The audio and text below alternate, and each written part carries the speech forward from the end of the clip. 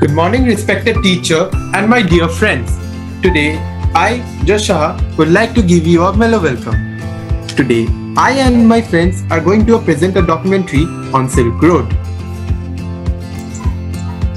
The Silk Road was a network of trade routes connecting China and the Far East with the Middle East and Europe, established when the Han Dynasty in China officially opened trade with the West in 130 BC.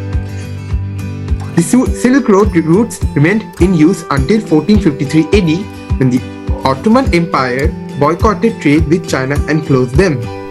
Although it's been nearly 600 years since the Silk Road has been used for international trade, the routes had a lasting impact on commerce, culture and history that permeates even today.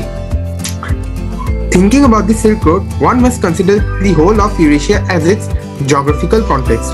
Trade along the Silk Road waxed or waned according to its conditions in China, Byzantium, Persia and other regions and countries along the way. There were always competing or alternative routes by land and sea to absorb long-distance Eurasian trade when conditions along the Silk Road were unfavorable. For this reason, the geographical context of the Silk Road must be thought of in the broadest possible terms, including sea routes linking Japan and Southeast Asia to the continental trade routes. Pilgrimage, journey of peace and devotion. The Silk Road evokes images of places and peoples linked by the external and of exotic goods and fabled treasures. Religion and a quest for knowledge were further inspirations to travel along these routes. Beginning in the AD 2nd century, the Silk Road became a pathway for the flow of Buddhism from India to China and back again. In the 8th century, it was the route in which Islam was introduced to Central Asia and Western China from the Middle East. Various religious places like Muktinath, Tirthapuri, Raksasthal comes in the way of Silk Route. The business and trading market in Silk Road. The Silk Road is neither an actual nor a single route. The term serves as a metaphor for the exchange of goods and ideas between diverse cultures.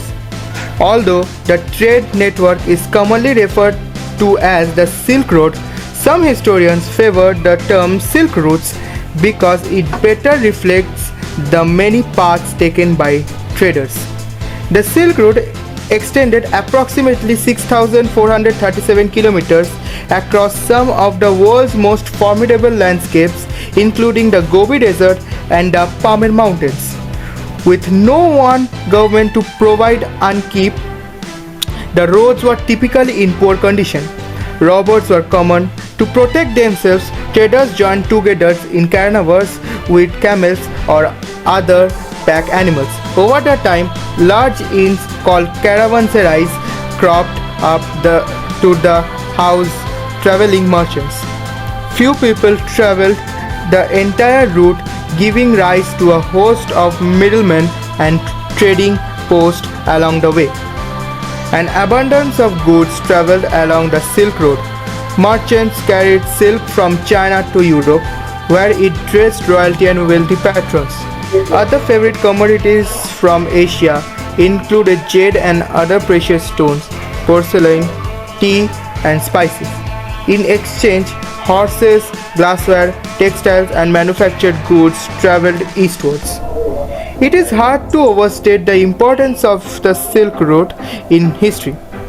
Religion and ideas spread along the Silk Road just as fluidly as goods. Towns along the route grew into multicultural sites. The exchange of information gave rise to new technologies and innovations that would change the world. The horses introduced to China contributed to the might of the Mongol Empire, while gunpowder from China changed the very nature of war in Europe and beyond. Diseases also traveled along the Silk Road. Some research suggests that the Black Death, which devastated Europe in the late 1340s CE, likely spread from Asia along the Silk Road. The age of exploration gave rise to faster routes between the east and the west, but parts of the Silk Road continued to be critical pathways among varied cultures. Today, parts of Silk Road are listed on UNESCO's World Heritage List. Exporting Silk Route. The Silk Route runs from China to Western Europe. Previously, it carried goods, ideas, and prosperity between greater civilizations in the East and West.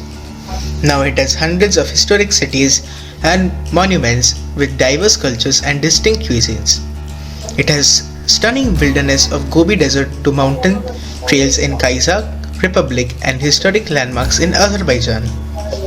The region is an ideal destination for uncrowded travel. In 2019, Georgia had recorded 7.7 million international visitors. Uzbekistan, with its architectural treasures, had a record of 6.7 million international arrivals. In October 2019, Lonely Planet crowned Central Asia as a top region to visit globally. Although the pandemic has dealt a big blow to the tourism momentum, countries in the region need to work together to upgrade their railway and roadway to make border cross travel more easier and make flights more available and improve accommodation. Thank you.